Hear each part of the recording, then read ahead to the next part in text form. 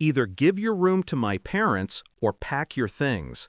That's what my daughter-in-law said. In front of everyone, while the soup was still steaming and my son kept his head down, stirring his plate like a child caught stealing.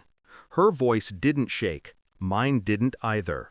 I looked around the table, at the walls I'd painted, the curtains I'd sewn, the house I'd built with my late husband's hands.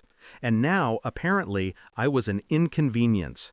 I folded my napkin, placed it neatly beside my plate, and said, very softly, "All right."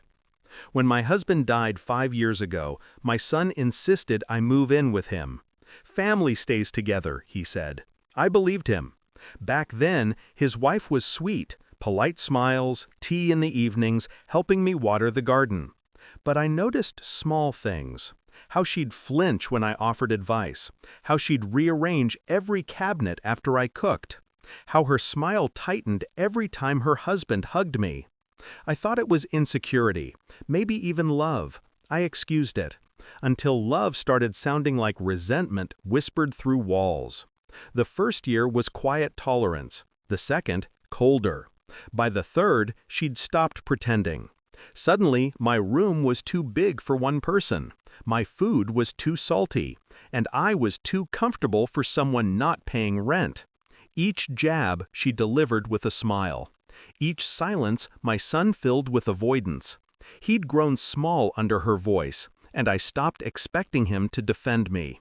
That night at dinner was only the final cut. I didn't argue, didn't cry. I simply agreed to leave. But I didn't leave defeated. I left thinking, calculating. That house was more than walls. It was memory, inheritance, power. I'd put every dime of my husband's pension into it. And though my son handled the paperwork after his father's passing, I still had the title. Legally, the property was under my name. They'd forgotten that part. I spent the next morning in silence. By evening, I'd contacted a realtor. Within 2 weeks, I'd sold the house. Cash. I told my son I was moving into a small retirement home. He didn't ask which. He just said, "Do what makes you happy, Ma." I smiled. I planned to. The thing about revenge is, it's not rage, it's patience dressed in calm.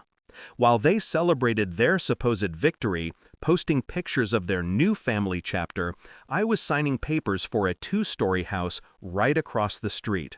White brick, large windows, perfect view of their front door. I moved in quietly, hired decorators, set up my office upstairs facing their living room.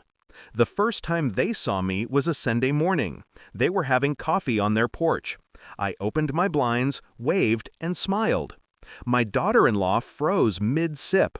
My son's cup slipped from his hand, and for a long second, none of them moved. I watched the realization dawn, the math of their greed unraveling. The house they'd forced me to leave wasn't theirs anymore. They were tenants now. Their rent checks were coming to me. It turned out, when I sold the property, I kept a silent stake through a real estate trust. They didn't bother reading the fine print when the company they leased from signed the contract. They thought they were renting from strangers. They were renting from me.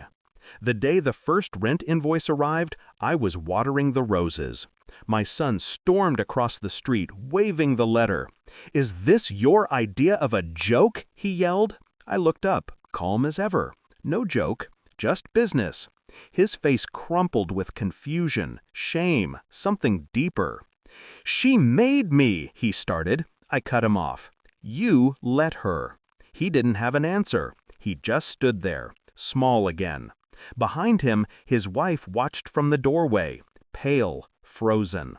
I met her eyes and said softly, "Be careful what you throw away. It might just buy the house across the street."